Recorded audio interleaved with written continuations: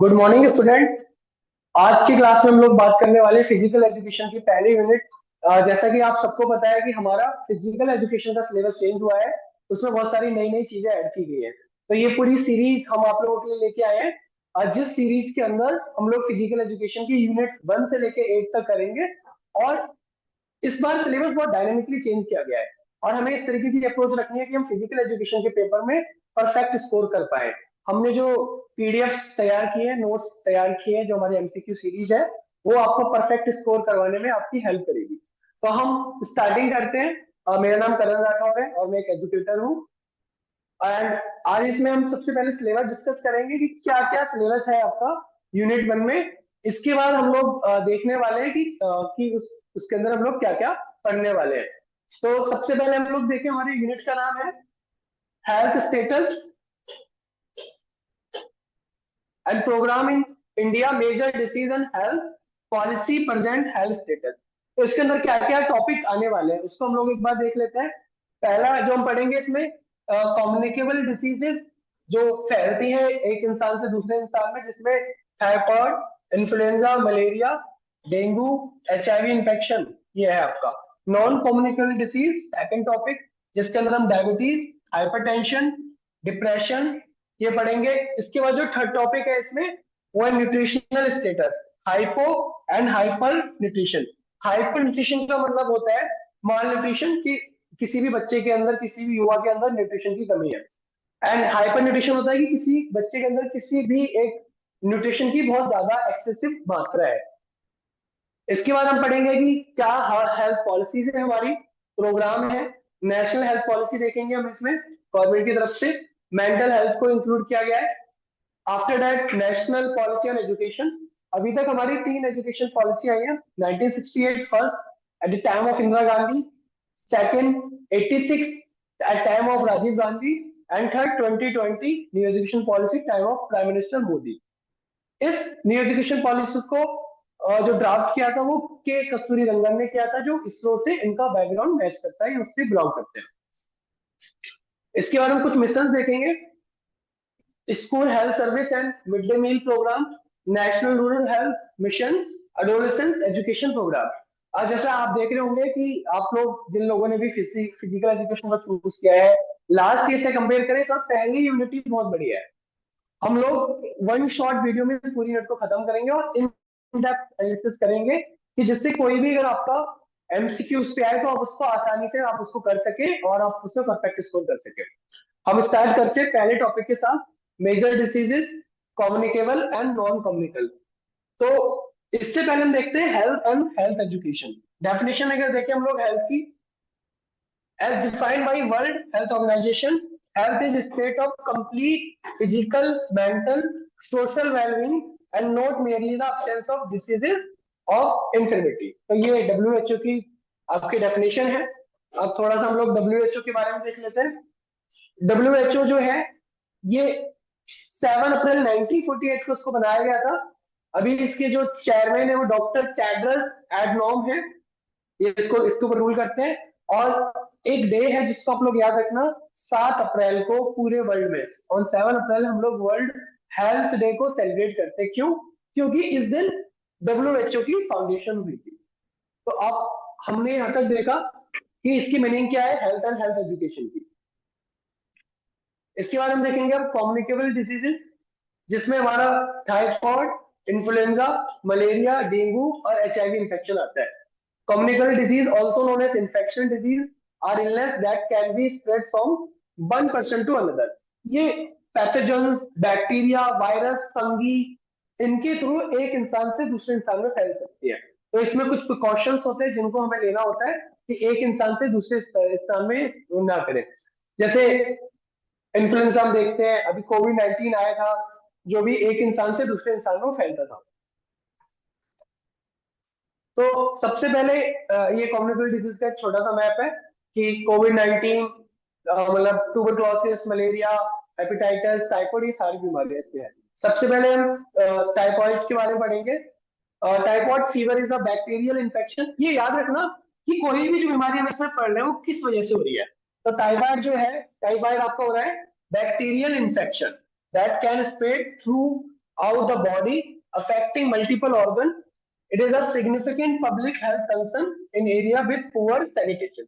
तो जहाँ पे भी poor sanitation होता है, बैक्टीरियल हम पानी पीते हैं या हम ऐसी जगह पर रहते हैं, हम सांस लेते हैं, तो वो फैलने की संभावना ज्यादा बढ़ जाती है, जैसे हम स्लम्स वगैरह में देखते हैं।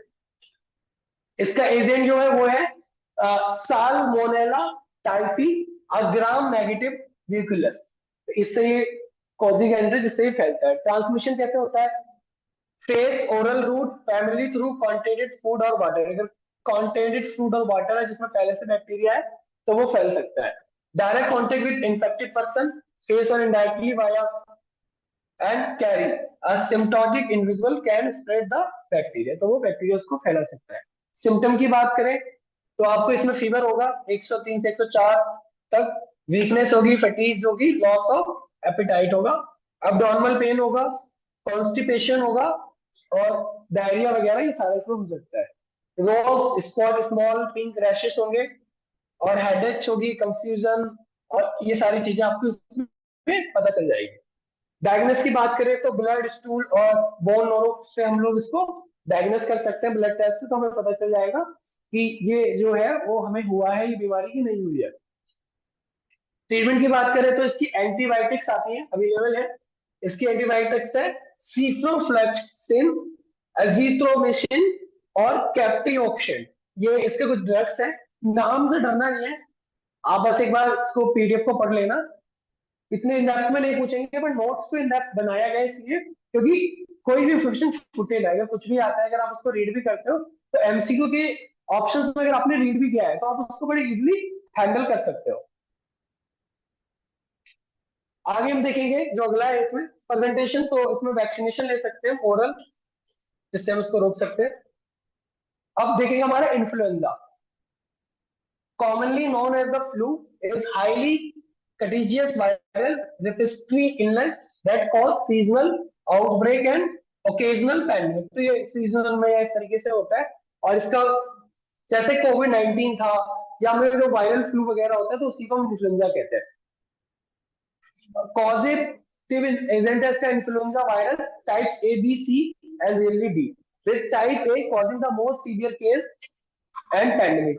Subtype based on hemagglutinin H and neuromydes proteins, example H1N1 और H3N2। ट्रांसमिशन होता है ये कैसे? Airborne via respiratory droplet from coughing और स्नीजिंग।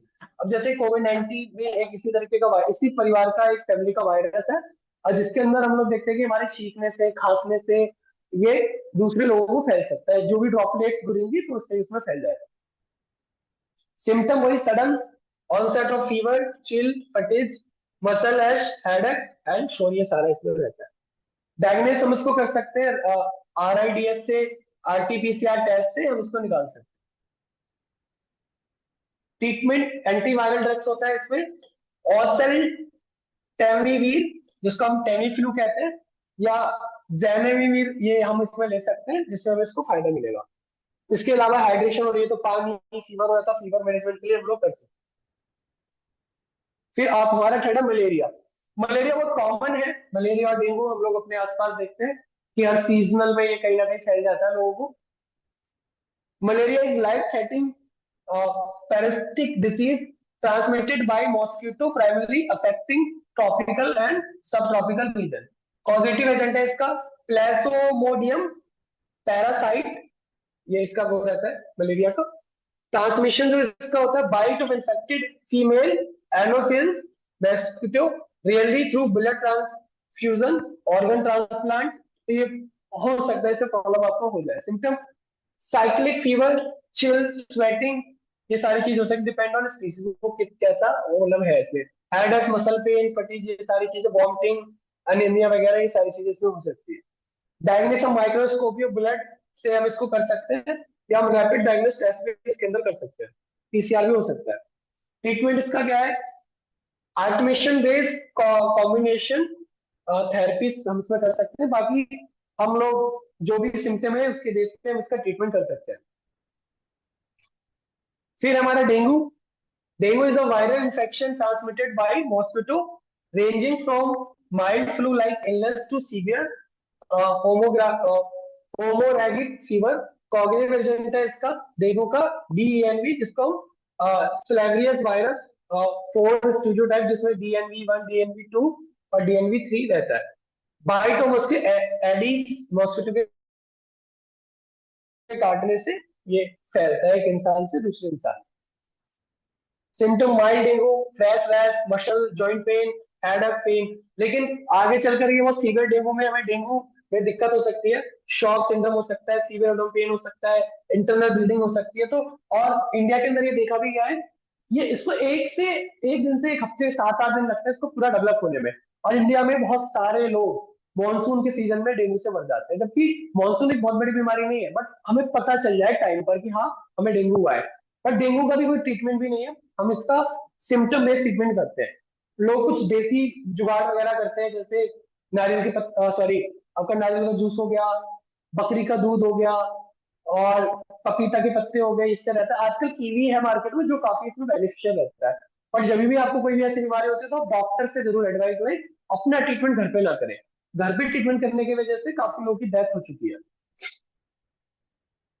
तो इसको हम आरटीपीसीआर से डायग्नोस कर सकते हैं, ब्लड टेस्ट वगैरह से। प्लेट रेट भी काउंट इससे गिरता है इसमें काफी। कोई इसमें ट्रीटमेंट नहीं है एंटीवायरल, बस हम उसपे जो इसके सिम्टम होते हैं उसी बेस में उसका ट्रीटमेंट करते हैं। फिर एचआईवी इन्फेक्शन है। इसमें देखो एचआईवी और एड्स की आपको फुल फॉर्म पता होनी चाहिए। कभी कभार एग्जाम में वो आपसे कुछ नहीं पूछेगा, वो आपसे बस इतना पूछेगा भैया इसकी फुल फॉर्म बता दो। तो एचआईवी की फुल फॉर्म है human immune deficiency virus, HIV attack the immune system leading to acquired immune deficiency syndrome, जिसको हम एड्स कहते हैं। तो HIV क्या है कि एक वायरस है, ठीक है, और इससे बीमारी क्या होती है एड्स की, इसको कहते हैं acquired immune deficiency syndrome, जिसको एड्स कहते हैं। इस untreated, if untreated it is a chronic manageable condition with proper treatment। तो अगर पहले स्टेज पे पता चल जाए तो हम इसको ट्रीट कर सकते हैं, बट होता है कि बहुत बाद के स्टेट में चलता है इसके बारे में पता। पॉजिटिव एजेंट की बात करें तो एचआईवी या रेस्ट्रोवायरस H1 HIV2 with H1 being more common. ये कैसा ट्रांसमिशन होता है, blood sharing needles, blood transfusion with infected blood, sexual contract vaginal anal और ओरल, इससे भी ये होता है। मदर से चाइल्ड में ट्रांसमिशन होता है। इंडिया में कुछ ऐसे केस देखे गए हैं, और ये कभी भी एयर से, वाटर से और कॉन्टेक्ट से, हाथ मिलाने से नहीं फैलता है। गवर्नमेंट ऑफ इंडिया ने बहुत सारी इसमें एडवर्टाइजमेंट वगैरह भी चलाई थी कि लोगों को लगता है कि जो भी एचआईवी एड्स हो रखा है वो हाथ मिलाने से, साथ में खाने से होगा, नहीं होगा। ये ज्यादातर सेक्सुअल ट्रांसमिशन से फैलता है, ठीक है। एक चीज का आप लोगों को ध्यान रखना है, जैसे मैं पहली भी क्लास में कई बार बोल चुका हूँ कि आप जब भी कभी बार्बर के पास जाते हो, तो जब भी वो अगर उस तरह का यूज करता है तो उसको पहले सैनिटाइज करा ले, क्योंकि ब्लेड तो चेंज कर दिया, बट किसी की भी ब्लड की ड्रॉपलेट्स अगर उस पर रह गई, अगर आपने उसमें सैनिटाइजर नहीं कराया तो आपको भी हो सकता है। छोटी छोटी चीजें होती हैं, और ऐसे भी कई केस आए जिन्होंने कोई भी ऐसी कोई एक्टिविटी नहीं की, फिर भी उनका एचआईवी एड्स हो गया। तो हमें थोड़ा सतर्क रहने की जरूरत है, अपने घर वालों को भी बताने की जरूरत है इन चीजों के बारे में। सिम्टम की बात करें तो acute HIV infection, flu like symptom, fever, rash, शोर थ्रोट, तो काफी टाइम लगता है इसको डेवलप होने में। ट्रीटमेंट इसकी बात करें तो एंटी रेट्रोवायरल थेरेपी होती है, combination of drug, example tenofovir, और ये सारी चीजें इसके अंदर रहती है।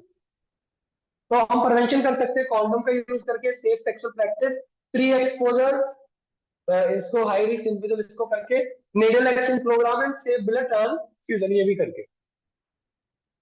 अब अगला टॉपिक हमारा इसमें है नॉन कम्युनिकेबल डिसीजेज, जो फैलती नहीं है।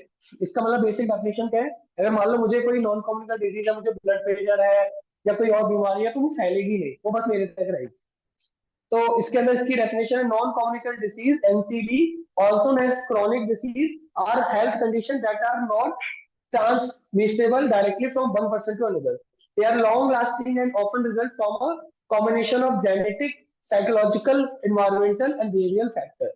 तो इसमें 3 पढ़ेंगे हम लोग, डायबिटीज, हाइपरटेंशन। ये देखिए आज के टाइम पर बहुत कॉमन है।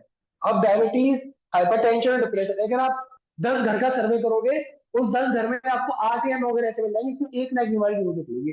कोई घर में बीपी की, शुगर की या डिप्रेशन की अपना ट्रीटमेंट करवा रहा हो, क्योंकि आज के टाइम पर लैक ऑफ फिजिकल एक्टिविटीज के कारण ये बीमारियां फैल रही है, जबकि बीमारियां इंडिया में पहले कम थी। पर जैसे जैसे हमारी सोसाइटी ग्रो कर रही है, हमारा सर्विस सेक्टर ग्रो कर रहा है, तो इस तरीके की बीमारियां इंडिया में बढ़ती जा रही है। तो पहला हम देखते हैं, तो इसमें क्या क्या आता है। हार्ट डिसीज हो गई, diabetes, cancer, chronic lung disease, ये सारी रहती है। इसके क्या क्या है, फिजिकल इनएक्टिविटी, हम लोग फिजिकल बहुत कम एक्टिविटी करते हैं, उसका भी एक रीजन है। Second, alcohol abuse, tobacco, unhealthy diet. तो इन सारे को मिलाकर ये बीमारियां हमें बनती है। स्टार्टिंग एज में नहीं होगी, आप कहोगे 20, आजकल तो यंग लोगों को भी हो रही है, पर 30, 35, 40 के बाद ये बीमारियां बहुत कॉमन हो जाती है। सबसे पहले डायबिटीज है। Diabetes is chronic non communicable disease characterised by elevated blood glucose level due to influence insulin production. Infective insulin use both, it is a metabolic disorder that can lead to severe complication if not managed properly. तो हमारे basically क्या होता है, जिनको diabetes होती है, insulin बनना naturally बंद हो जाता है। तो आपने देखा होगा कुछ लोग आर्टिफिशियली इंसुलिन आपका इंसुलिन लेते हैं, जिससे उनका शुगर लेवल डाउन जाता है।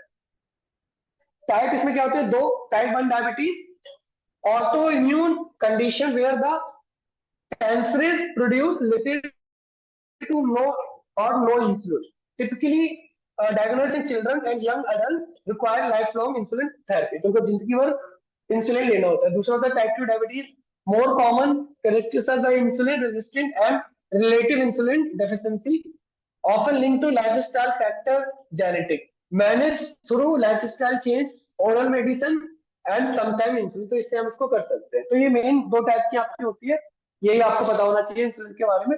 और आज के टाइम पर बहुत कॉमन है ये, इसलिए होता है कि हमारी फिजिकल एक्टिविटी कम होती जा रही है और हम लोग शुगर बहुत एक्सेसिव लेते हैं। और जो मार्केट के अंदर शुगर फ्री गोली मिलती है या जो मेडिसिन होती है, वो शुगर फ्री नहीं होती है। डॉक्टर कहते हैं कि आप ऐसे शुगर ले लो, बस शुगर फ्री कोई भी चीज मत खाओ, क्योंकि उसमें जो दूसरी चीज उसमें डालेंगे वो ज्यादा नुकसान करती है आपको।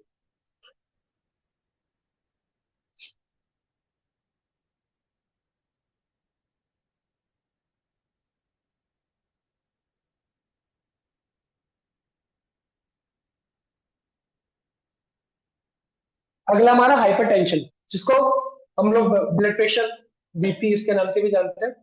हाइपरटेंशन और high blood pressure is a chronic condition where blood pressure is presently elevated, defined as a symbolic BP 140 और डायबिटिक 90 mg। अलग अलग कंट्री के अंदर इसका जो रेशियो है वो अलग अलग है, यानी आपका सिस्टोलिक और डिस्टोलिक इसका अलग अलग है। इंडिया में बेसिकली हम लोग जो फॉलो करते हैं वो 120 और 80 वाला रहता है। ये इससे अगर अंडर है या ये है तो ये कॉमन में बिल्कुल आएगा, आप नॉर्मल हो। वैसे तो इससे कम ही होना चाहिए, इतने तक है तो ठीक है।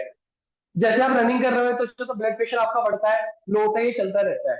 बट इतना रहना चाहिए, अगर इससे हाई जा रहा है तो आपको हाई ब्लड प्रेशर है। तो आपको वैसे तो अर्ली स्टेज पे हम एक्सरसाइज वगैरह करके मतलब प्रॉपर नींद लेकर डाइट लेके हम इसको रोक सकते हैं। बट बहुत ज्यादा अगर ये बढ़ गया तब आपको फिर मेडिसिन वगैरह पे आना पड़ता है। एक बार आपने अगर मेडिसिन लेना स्टार्ट कर दी बीपी में, फिर आपको लाइफ टाइम मेडिसिन लेनी होती है।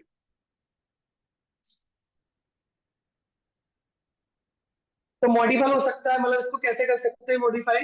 देखो, एज, फैमिली हिस्ट्री और जेनेटिक को मॉडिफाई नहीं कर सकते, पर हाई सॉल्ट इंटेक को कम कर दे, ओबेसिटी को कम करें, फिजिकल एक्टिविटी को बढ़ाएं, एक्सेसिव अल्कोहल को बंद कर दे, स्मोकिंग और स्ट्रेस को कम कर दे, तो इस बीमारी से हम लोग बच सकते हैं। प्राइमरी पे 90 से 95 तक जाता है, फिर ये आपका आगे बढ़ता रहता है। इसको हम लोग साइलेंट किलर के नाम से भी जानते हैं, जिसमें आपका नोज नोज ब्लड हो सकती है, चेस्ट पेन हो सकता है, विजन चेंज हो सकता है। ये सारी इसके अंदर आती है। कॉम्प्लिकेशन में स्ट्रोक, ये सारी चीजें, हमें हार्ट फेलियर, किडनी डिसीज, ये सारी चीज देखने को मिलती है।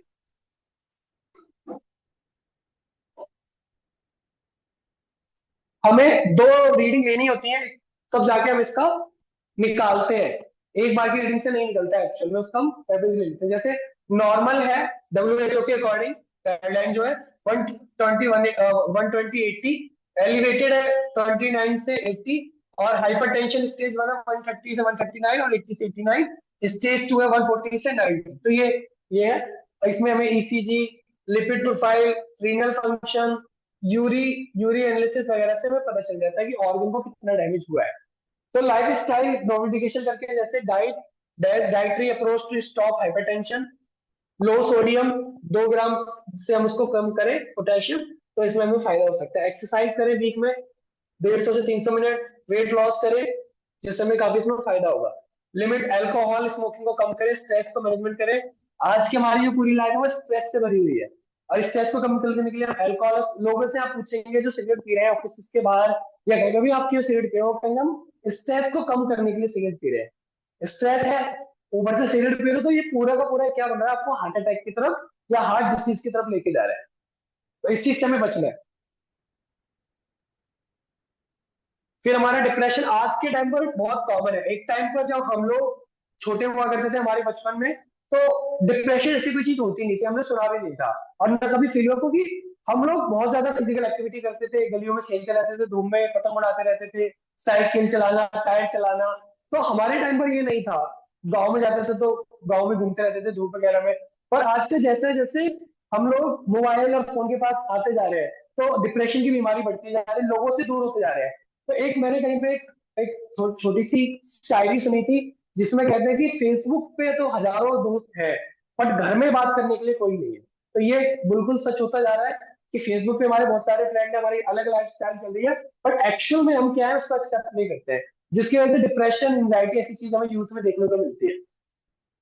Depression is common mental health disorder characterized by persistent sadness, loss of interest, and impaired daily functioning for at least 2 weeks.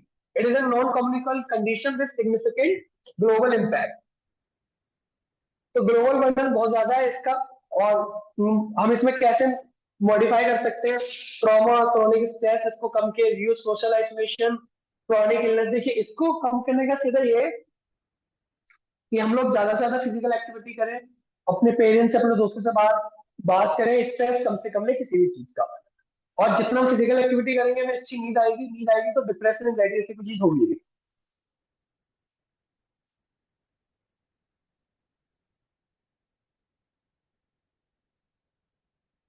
ठीक है। अगला हमारा इसमें hypo and hyper nutrition policy and programme, ये हमारा टॉपिक है। तो जैसे हमने अभी थोड़ी देर पहले बताया कि हाइपर न्यूट्रिशन का जो मीनिंग है वो है अंडर न्यूट्रिशन, और हाइपर न्यूट्रिशन का मतलब है ओवर न्यूट्रिशन। एक में तो अंडर न्यूट्रिशन है और एक में क्या है कि ओवर न्यूट्रिशन है, ज्यादा है। तो न्यूट्रिशन, तो the complex nutritional landscape is driven by socio-economic disparity, urbanization, dietary shift, and inadequate access to quality healthcare and nutrition. अब हम लोगों को क्या है कि क्या न्यूट्रिशन लेने, किस मात्रा में, क्वांटिटी में लेने, वो हमें पता नहीं होते। हम लोग कुछ भी खाते हैं। आजकल आप देखोगे कि फूड फास्ट जब से इंडिया में सस्ता हुआ है, हम लोगों में बीमारी ज्यादा बढ़ी है। बच्चे देखेंगे स्टिंग पी रहे हैं, कोल्ड ड्रिंक पी रहे हैं, जबकि ये हमारी हेल्थ को बिल्कुल भी फायदा नहीं करते हैं। नेचुरल जो चीजें वो हमारे हेल्थ को फायदा करती है। फिर भी क्योंकि हम लोगों को नॉलेज नहीं है, हम अपनी जितनी हमें कैलोरी चाहिए दिन में, हमें वो भी नहीं पता है किस चीज से कैलोरी मिलेगी। तो हम अगर, इसलिए हेल्थ एजुकेशन और फिजिकल एजुकेशन इंपॉर्टेंट हो जाती है कि सबसे पहले आपकी हेल्थ है। हेल्थ इज वेल्थ इसलिए कहा जाता है कि आप अपने हेल्थ पे ध्यान दीजिए, सारी चीजें आपकी लाइफ में हो जाएगी पॉसिबल। तो नेशनल हेल्थ फैमिली सर्वे 1920 में हुआ था, जिसमें 35.5 children under 5 are stunted, 19.3 rested and 32 are underweight. तो ये हमारे यहाँ का डेटा है। ग्लोबल हंड्रेड इंडेक्स है 2022 का, जिसमें इंडिया की 107 रैंक है 121 कंट्रीज में। इंडियन गवर्नमेंट इसको रिजेक्ट कर देती है, पर लेकिन ये सच्चाई है कि हमें न्यूट्रिशन नहीं मिल पा रहा। अनाज का मिलना या राशन का मिलना, राशन की दुकान से, वो न्यूट्रिशन नहीं है, आपको और भी चीजों की जरूरत होती है उसमें। ग्लोबल न्यूट्रिशन रिपोर्ट में भी India is off track meet 25 global nutrition target. हम अपने टारगेट से बहुत ज्यादा पीछे चल रहे हैं। तो पहले हम हाइपो न्यूट्रिशन देखते हैं। तो जिसके कॉजेस है poverty and food insecurity, uneducated dietary diversity, infection and plastic infection, तो ये सारा social economic disparity, urbanisation and dietary shift. Child health पे, मैटरनल हेल्थ पे से बहुत ज्यादा इम्पैक्ट पड़ता है। अगला हमारा है हाइपर न्यूट्रिशन। हाइपर न्यूट्रिशन आपने, मैंने मीनिंग बता दी, इसकी कॉजेस देख लेते हैं। न्यूट्रिशन ट्रांजिशन,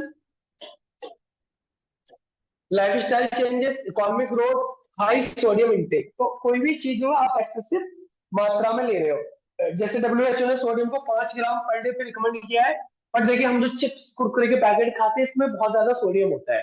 तो हमारा जो इंटेक है सोडियम का, वो 9 और 12 चला जाता है। इससे आपका ब्लड प्रेशर बढ़ सकता है और भी कई इलनेस आपको हो सकती है। हेल्थ पॉलिसी की बात करें तो India health policy and programme, India ने सबसे पहले नेशनल न्यूट्रिशन पॉलिसी बनाई थी 93 में। ऑब्जेक्टिव था eradicate mall nutrition through multi sectoral strategy including direct, short term and indirect long term intervention, जिसमें चिल्ड्रन, प्रेग्नेंट विमेन और एडोलसेंट पे खास हम लोगों ने इस पर ध्यान रखा था यहाँ पे। फिर हमने एक प्रोग्राम इसके लिए चलाया था ICDCS, integrated child development service, जो 1975 में लॉन्च किया था। टारगेट था children under 6, pregnant and lactating mothers, women age 15 to 44। तो आज भी हमारा ICDC, जिसको हम आंगनबाड़ी के नाम से जानते हैं, इंडिया में प्रोग्राम आपका रन होता है। फिर पोषण अभियान, national nutrition mission, objective improve nutritional outcome for children, pregnant women and lactating mothers. फिर मिशन पोषण 2.0 21 में इसको किया गया, और Rashtriya Poshan Maah annual campaign in September to raise awareness about nutrition and health. 1 minute का अभी ब्रेक ले रहे हैं बीच में, 1 मिनट के बाद हम इसको कंटिन्यू करते हैं।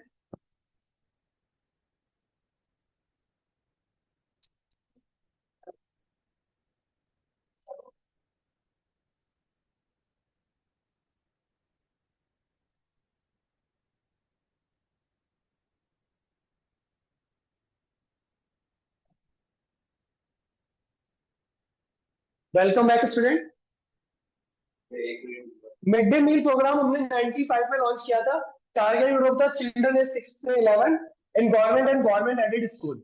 ऑब्जेक्टिव है increase school enrolment, retention and nutrition status by providing free lunch impact. तो इसका काफी इम्पैक्ट रहा है इंडिया में। फिर अनीमिया मुक्त Bharat 2018, objective reduce anaemia prevalence among children, adolescent and women through 6 and 6 studies. फिर हमारा नेशनल डिवॉर्मिंग डे है, ऑब्जेक्टिव रिड्यूस सॉइल। तो सॉइल की जो सॉइल से जो बच्चे मिट्टी वगैरह खाते हैं, उससे उनको जो बीमारियां होती है स्टोमच की, तो उसको रोकने के लिए। विटामिन ए सप्लीमेंट प्रोग्राम 1917 में हम इसको लॉन्च किया था। फिर national food security act NFC 2013, इस provide subsidised food grain 5 kg 1 to 70% rural 50% urban. तो इसके अंदर लोगों का राशन कार्ड बना दो, और इसमें सबको 5 किलो पर पर्सन आपको राशन मिलता है। फिर national iodine deficiency disorder central programme 1962, NCD screening and prevention 2010। इसमें आपको डेट और प्रोग्राम का मोटिव क्या है वो आपको याद रखना है। तो national health policy in India, तो अभी तक हमारे यहाँ पे 1983 2002 2017 में नेशनल हेल्थ पॉलिसी को लॉन्च किया गया है। ऑब्जेक्टिव क्या होता है? Achieve universal access to quality health care without financial hardship, promote preventive, promotive, curative and rehabilitative health services को लॉन्च करना। National health policy 1983 formulate post the Alma Ata Declaration 1978, emphasize health for all by 2000, focus on primary health care, rural health infrastructure and community participation, emphasize prevention and control of communicable diseases, tuberculosis, malaria, तो ये सारा इसमें क्या। फिर national health policy 2002 address emerging challenges like HIV/AIDS, urbanization and lifestyle diseases, aim to increase public health expenditure 2% of GDP by 2010। फिर national health policy 2017, ये सबसे नई है, align with SDG, addressing rising non communicable diseases, mental health, financial protection. देखिए SDG क्या है? Sustainable development goal. ये 2015-16 में गवर्नमेंट ने इसको लॉन्च किया था। 17 गोल है इसमें, हमारा हेल्थ, हंगर, ये सारी चीजें इसमें आती है, और इसको यूनाइटेड नेशन इसको मॉनिटर करता है।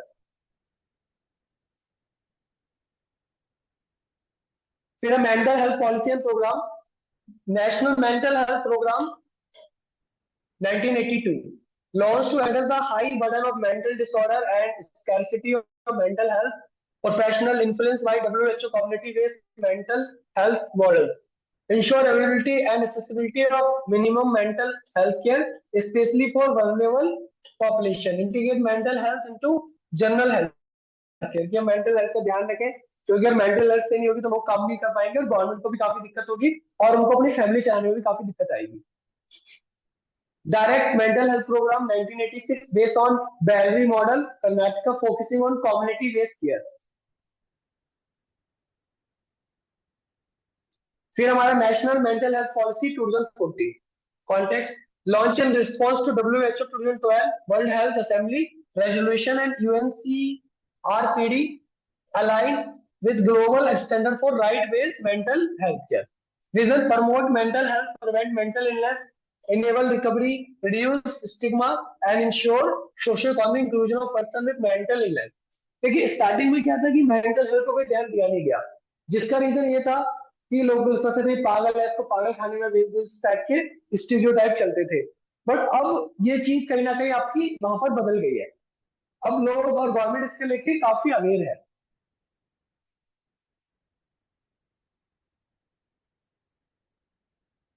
फिर इसके बाद government mental health care act लेके आई 2017 में, repeat the mental health act 1987। इसमें था right to affordable quality mental health care, de decriminalization of suicide, suicide को कम करना, वैसे भी सेक्शन 309 आईपीसी में उसको क्राइम माना गया है। और right of person with disability act 2016 include mental disability in disability of frameworks. इसको integration with NHM and Ayushman Bharat for primary care delivery, Telemanus provide digital mental health support, National Suicide Prevention Strategy 2022 aim to reduce suicide mortality 10% 2050 through screening, crisis helpline and awareness। देखिए आजकल हमारा work culture, हमारे life relation ऐसे हो गए हैं कि लोग सुसाइड करने के लिए हो जाते हैं, और सुसाइड कोई सोल्यूशन नहीं है, बात करने से सोल्यूशन निकल सकता है। आप काउंसलिंग ले सकते हो और हमारे गवर्नमेंट के नंबर पे कॉल कर सकते हो।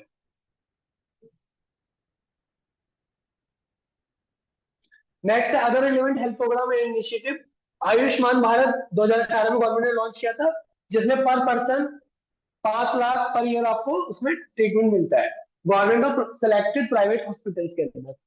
अगला national suicide prevention strategy 2022, national tele mental health programme tele Manas, जिसमें 24/7 आवर आप कॉल करके अपनी प्रॉब्लम्स को सर्विस ले सकते हो।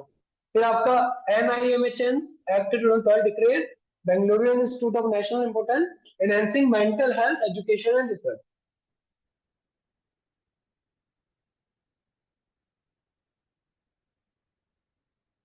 अगला नेशनल पॉलिसी ऑन एजुकेशन, को न्यू एजुकेशन पॉलिसी भी बोलते हैं, 2020 नॉट 2020 बोलते हैं, जिसका ऑब्जेक्टिव है इंडिया में बच्चों के अंदर क्रिटिकल थिंक को डेवलप करना और उनको स्किल्स को सिखाना, क्योंकि जो भी हमारे अभी तक पिछली और नेशनल एजुकेशन पॉलिसी में लूपहोल्स थे उनको ठीक करना।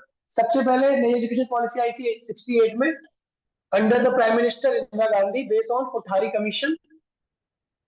इन्होंने radical restructuring equal education opportunity compulsory education up to age 14 and 3 language formula, इन चीजों पे फोकस किया। इसमें हमारा था 10 प्लस 2 प्लस 3, इसमें आपकी क्वेश्चन हो जाती थी, तो ये वाला स्ट्रक्चर 2020 तक चला।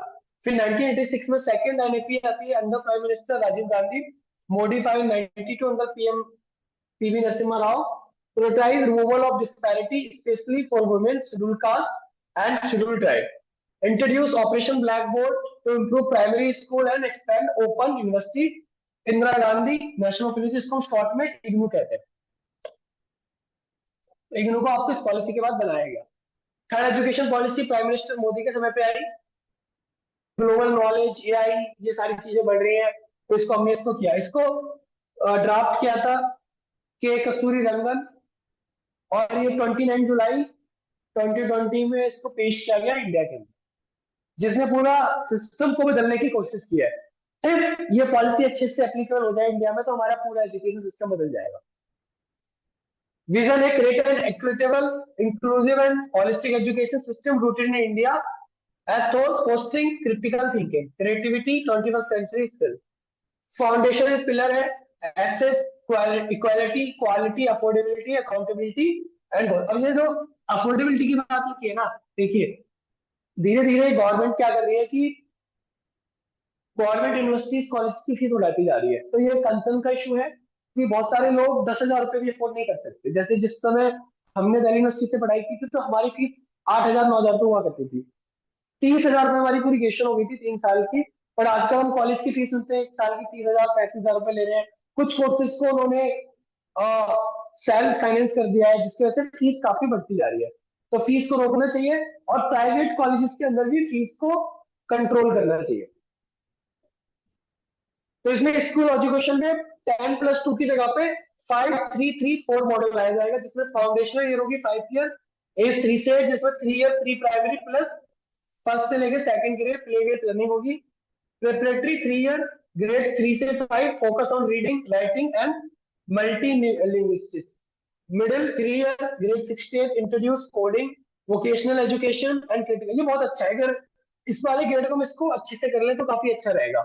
और अच्छी बात ये कही है कि प्राइमरी में बच्चे को मदर टंग लैंग्वेज में ही एजुकेशन दी जाएगी, जो काफी अच्छा है। इससे बच्चा अपनी मदर टंग लैंग्वेज में बहुत जल्दी सीखता है। फिर सेकेंडरी 4 ईयर 9 से 12 multi disciplinary learning flexibility subject choice. अब आर्ट्स कॉमर्स साइंस वाला खत्म हो जाएगा। अब अपने सब्जेक्ट में खुद से चूज करोगे। किसी को साइकोलॉजी बीएससी हिस्ट्री पढ़नी है तो ऐसे सब्जेक्ट ले सकता है। Physical education sociology political science पढ़ना वो ले सकता है। या किसी को बायो हिस्ट्री पॉलिटिकल साइंस पढ़ना ले सकता है। अपना ग्रुप आप खुद से बनाओगे। अब ये बहुत ज्यादा स्ट्रिक्ट नहीं रहेगा कि आपको ये लेना ही लेना है। Language policy, mother tongue, regional language as medium of instruction until grade 5. Three language formula, at least two Indian language, no imposition of any language. Promotion of Sanskrit, Indian Sign Language and foreign languages. Assessment reform के लिए भी हमने काफी कुछ काम किया है। इसमें हमने परख बनाया है। अभी जैसे हम इसमें बात कर रहे थे न्यू एजुकेशन पॉलिसी की, इसमें हम लोगों ने देखा कि परख गवर्नमेंट ने लॉन्च किया है, जिसकी प्रॉब्लम होती है performance assessment review and analysis of knowledge for holistic development. Vocational education की बात की गई है, integrate from grade 6 including internship align with industry need. Aim for 50% of student to have vocational exposure of by 25। देखिए actual में कि अगर कोई बच्चा नॉर्मल बीए प्रोग्राम की डिग्री लेगा तो उसको क्या ही इसमें आएगा, क्यों? क्योंकि दिक्कत ये है कि उसमें कोई स्किल्स नहीं सिखाया। अगर स्कूल के टाइम से बच्चों को स्किल्स सिखाए तो बहुत सारे लोगों को हायर एजुकेशन में जाने की जरूरत ही नहीं है। डिजिटल की अगर हम बात करें तो इन्होंने लॉन्च किया है PM e Vidya Diksha national education technology forum NETF to enhance digital access use of TV radio community. इसके लिए इन्होंने स्कूल भी कुछ अपग्रेड किया है। जैसे कि स्कीम है पीएम श्री, जिसके अंदर 14,500 स्कूल्स को किया गया निपुण भारत फॉर एफएल। इसमें हम मल्टीपल डिसिप्लिनरी बच्चों को पढ़ाएंगे, अलग अलग सब्जेक्ट का कॉम्बिनेशन बना सकते हैं। कुछ हमने नेशनल कमीशन फॉर मतलब हायर एजुकेशन, और इसके अंदर हमने और भी चीजें इसमें ऐड की है। Research and innovation, national research foundation, international भी हम कोलैब करेंगे अदर कंट्री के साथ। एकेडमिक बैंक ऑफ क्रेडिट, जिसमें हमारे सारे डिजिटली जितने भी हम क्रेडिट पेपर के थ्रू वो करेंगे वो हमारे अकाउंट में सारे रहेंगे। टीचर एजुकेशन पे ध्यान दिया है। क्वालिफिकेशन पे 4 साल की बीएड कर दी जाएगी मैंडेटरी 2030 से। अभी जो एंट्रेंस एग्जाम देंगे उनके भी क्रेडिट होंगे? नहीं, एंट्रेंस एग्जाम के क्रेडिट नहीं होंगे। अगला टॉपिक है इसमें हमारा school health service and mid day meal. तो school health service definition, school health service are program design to promote and monitor the health and wellbeing of student through health education screening and interventions. Objective: ensure physical, mental, and emotional health of school children to enhance learning outcome and reduce absenteeism. Context: integral to India's National Education Policy 2020, aligned with the National Health Mission. तो इसमें ये है कि regular checkup हो, hearing, dental, nutritional deficiency, growth. तो जैसे हम लोग स्कूल में थे तो हम लोगों के चेकअप वगैरह होते थे, हमें कुछ मेडिसिन वगैरह दी जाती थी आयरन वगैरह की, कि जिसमें हमारे पास जो भी हमारे डेफिशिएंसी है उसको हम लोग ठीक कर सके। मेंटल हेल्थ और कुछ इम्यूनाइजेशन प्रोग्राम भी चलाए जाते हैं स्कूल में। First aid emergency, water sanitation and hygiene, wash, इस पर भी ध्यान रखा गया है, खासकर गर्ल्स के लिए मेंस्ट्रुअल हाइजीन का। और गवर्नमेंट ने बोला भी है, गवर्नमेंट स्कूल और प्राइवेट स्कूलों गर्ल्स को सैनिटरी पैड प्रोवाइड किए जाए। इसमें प्रोग्राम राष्ट्रीय बाल स्वास्थ्य केंद्र हमने प्रोग्राम लॉन्च किया है, Ayushman Bharat school health program, weekly iron and folic acid supplementation. अब मिड डे मील जो है वो हमारे centrally sponsored scheme providing free nutrition, ये 95 में लॉन्च, मतलब मानते हैं इसको लॉन्च हुई थी 1995 में। इसमें था कि बच्चों का इन्वॉल्वमेंट बढ़ाने के लिए, हाजिरी बढ़ाने के लिए और न्यूट्रिशन देने के लिए उसको स्टार्ट किया गया था। ऐसे ही तमिलनाडु गवर्नमेंट ने ब्रेकफास्ट स्कीम लॉन्च की है कि बच्चे जब आएंगे तो उनको ब्रेकफास्ट मिलेगा, वो स्टेट गवर्नमेंट देगी, और ये स्कीम सेंट्रल का फंड इसमें ज्यादा रहता है। तो चिल्ड्रन क्लास फर्स्ट से लेके 8 तक government and government aided school and special training centre अंदर समग्र शिक्षा। प्राइवेट स्कूल में नहीं आते हैं। Extended to pre primary Bal Vatika age पर NEP 2020। Menu minimum 5 to 700 calorie and 12 से 20 grams of protein per meal, vary by age group, include cereals, pulses, vegetable oil and माइक्रोकॉन सप्लीमेंट। तो खाना तो काफी अच्छा रहता है। मेरे कुछ दोस्त थे जो गवर्नमेंट स्कूल में पढ़ते थे 6-8 क्लास में, तो मैंने खाना खाया है, खाना काफी हेल्दी रहता है। पर कभी कभार कुछ ऐसा होता है कि खाने का मन नहीं करता, कभी छिपकली, सांप का बच्चा, इस तरह की चीजें निकल जाते हैं। और ओवरऑल थोड़ा सा हम क्वालिटी कंट्रोल करें तो ठीक रहेगा।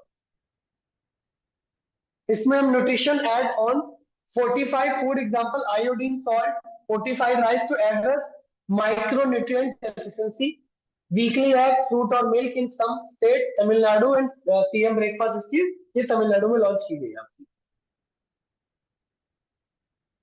इसमें जो फंडिंग है वो 60-40 की होती है, सेंट्रल गवर्नमेंट 60 करती है, 40 स्टेट करती है।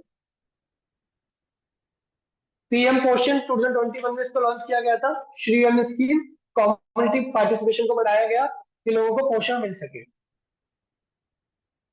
फिर नेशनल रूरल हेल्थ मिशन गांव वगैरह में, तो अप्रैल 12 2005 में गवर्नमेंट ऑफ इंडिया ने इसको लॉन्च किया। Objective to provide accessible, affordable and quality health care to rural population, specially women, children and marginalised group. इसको focus on 18 high priority state with weak health indicator, later integrate into the national health mission. Objective reduce infant mortality rate and maternal mortality ratio. Improve access to primary health care through infrastructure and human resources.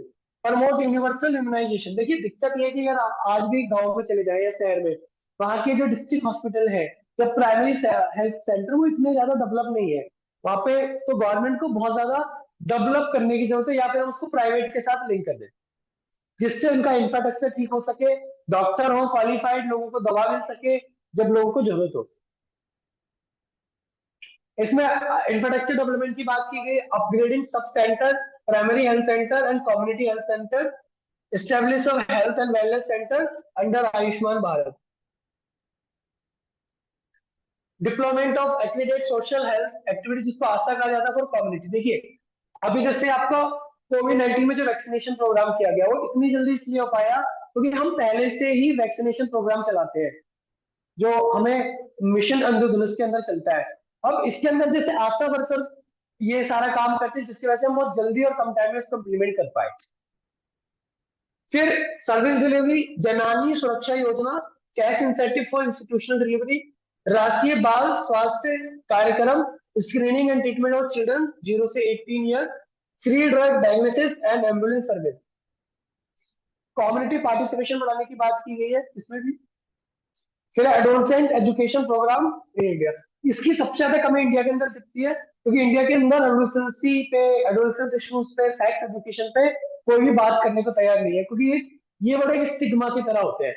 जैसे school वगैरह के अंदर भी जब reproduction का chapter आता है तो बच्चे क्लास में बैठ के लड़के ही करने लगते हैं, और टीचर भी फिर, या कोई फीमेल टीचर है तो शर्म की वजह से फिर उसको स्किप कर देती है। Launch in 1993, remap 2005 under the national population education project integrated with national health mission and school health service. Objective: equip adolescents 10 to 19 year with life skill, health awareness, knowledge to navigate physical, emotional, social change. Administered by Ministry of Education in collaboration with the Ministry of Health and family welfare NCERT and state government की objective क्या है? Promote awareness of sexual and reproductive health, HIV AIDS, substance abuse, develop life skill like decision making, communication and emotional resilience, address gender equality, mental health and social issues, child marriage, etc. Foster a supportive environment through peer and teacher program. Curriculum age appropriate model to poverty, reproductive health, nutrition and mental well-being.